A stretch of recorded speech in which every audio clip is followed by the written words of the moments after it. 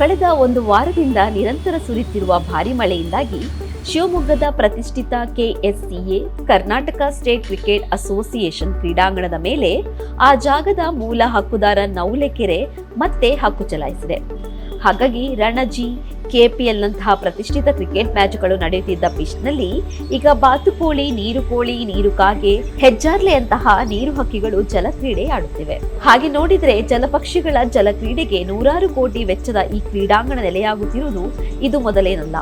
2016-17 ಹೊತ್ತಿಗೆ ಕ್ರೀಡಾಂಗಣ ಕಾಮಗಾರಿ ಪೂರ್ಣಗೊಂಡು ಕ್ರೀಡಾ ಚಟುವಟಿಕೆಗಳಿಗೆ ಚಾಲನೆ ನೀಡಿದಾಗಿಂದಲೂ ಮಳೆ ಜೋರಾದಾಗೆಲ್ಲ ಸುಸಜ್ಜಿತ ಸ್ವಿಮ್ಮಿಂಗ್ ಪೂಲ್ ಸೃಷ್ಟಿಯಾಗುವುದು ಸಾಮಾನ್ಯ. 2019, 21 ಮತ್ತು 22ರಲ್ಲಿ ಕೂಡ ಕ್ರೀಡಾಂಗಣ ಜಲ ದಿಗ್ಬಂಧನಕ್ಕೆ ಒಳಗಾಗಿತ್ತು. ಅಂದರೆ ಮಲೆನಾಡಿನ ಸಹಜ ಮಳೆಗಾಲದಲ್ಲಿ ಯಾವಾಗೆಲ್ಲ ಸಾಮಾನ್ಯ ವಾಡಿಕೆಯ ಮಳೆಯಾಗುವುದೋ ಅವಾಗೆಲ್ಲ ಈ ಕ್ರೀಡಾಂಗಣ ನೀರು ತುಂಬಿಕೊಂಡು ತನ್ನ ಮೂಲ ಸ್ವರೂಪವಾದ ಕೆರೆಯಾಗಿ ಬದಲಾಗುತ್ತದೆ. ನವುಲೆಕೆರೆ ತನ್ನ ಮೂಲ ಮಾಲೀಕತ್ವದ ಜಾಗದ ಮೇಲೆ ಹಕ್ಕು ಚಲಾಯಿಸುತ್ತದೆ. ರಾಜ್ಯ ಕ್ರಿಕೆಟ್ ಅಸೋಸಿಯೇಷನ್ ಅಂತಾರಾಷ್ಟ್ರೀಯ ಮಟ್ಟದ ಕ್ರೀಡಾಂಗಣ ನಿರ್ಮಿಸುವ ಈ ಜಾಗ ವಾಸ್ತವವಾಗಿ ಶಿವಮೊಗ್ಗದ ದೊಡ್ಡ ಕೆರೆಗಳಲ್ಲಿ ಒಂದಾದ ನವುಲೆಕೆರೆಗೆ ಸೇರಿತು. ಬರೋಬ್ಬರಿ 31 ಎಕರೆ ಕೆರೆಯ ಜಾಗದಲ್ಲಿ ಬಹುತೇಕ ಜಾಗವನ್ನು ಈ ಕ್ರೀಡಾಂಗಣ ಕಬಳಿಸಿದೆ. ಹಾಗಾಗಿ ಪ್ರತಿ ವರ್ಷವೂ ಈ ಜಾಗಕ್ಕಾಗಿ ಕೆಎಸ್ಸಿಎ ಮತ್ತು ನವುಲೆಕೆರೆ ನಡುವೆ ಇಲ್ಲಿ ಪಂದ್ಯ ನಡೆಯುತ್ತದೆ. ಬೇಸಿಗೆ 7-8 ತಿಂಗಳು ಕೆಎಸ್ಸಿಎ ಪಂದ್ಯ ವಿಜೇತವಾದ್ರೆ ಆಗ ಅಲ್ಲಿ ಚೆಂಡು ಮತ್ತು ಬ್ಯಾಟಿಂಗ್ ಕಲರವವಾದ್ರೆ ಮಳೆಗಾಲದ 3-4 ತಿಂಗಳು ಕೆರೆ ಮ್ಯಾಚ್ ಗೆಲ್ಲುತ್ತದೆ.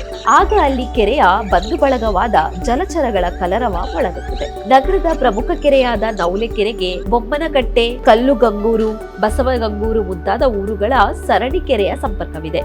ಹಾಗಾಗಿ ಸಾಮಾನ್ಯ ಮಳೆಗಾಲದಲ್ಲೂ ಕೆರೆಯ ಮೇಲಿನ ಕೆರೆಗಳಿಂದ ಭಾರಿ ನೀರು ಹರಿಯುತ್ತದೆ. ತೀರ ಬರಗಾಲದಲ್ಲಿ ಮಾತ್ರ ಕೆರೆ ಒಣಗಿ ಬಡವಾಗುತ್ತದೆ. ಹೀಗೆ ಬೇಸಿಗೆಯಲ್ಲಿ ಬತ್ತಿದ ಕೆರೆಯನ್ನೇ ಮಾನದಂಡವಾಗಿ ಪರಿಗಣಿಸಿ 2006-7ರಲ್ಲಿ ಇಲ್ಲಿ ಕ್ರಿಕೆಟ್ ಕ್ರೀಡಾಂಗಣ ನಿರ್ಮಾಣಕ್ಕೆ ಶಿವಮೊಗ್ಗ ನಗರಾಭಿವೃದ್ಧಿ ಪ್ರಾಧಿಕಾರದ ಮೂಲಕ ಸರ್ಕಾರಕ್ಕೆ ಪ್ರಸ್ತಾವನೆ ಸಲ್ಲಿಸಲಾಗಿತ್ತು.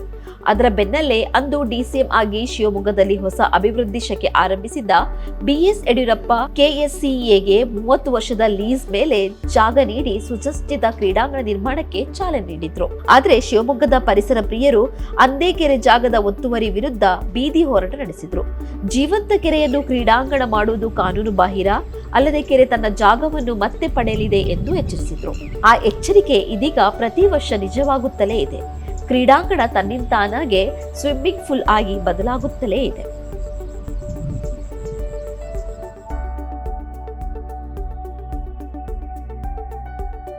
ಹೆಚ್ಚಿನ ಸುದ್ದಿ ಅಪ್ಡೇಟ್ಗೆ ಈಗಲೇ the federal Karnataka YouTube page ಅನ್ನು ಸಬ್ಸ್ಕ್ರೈಬ್ ಮಾಡಿ.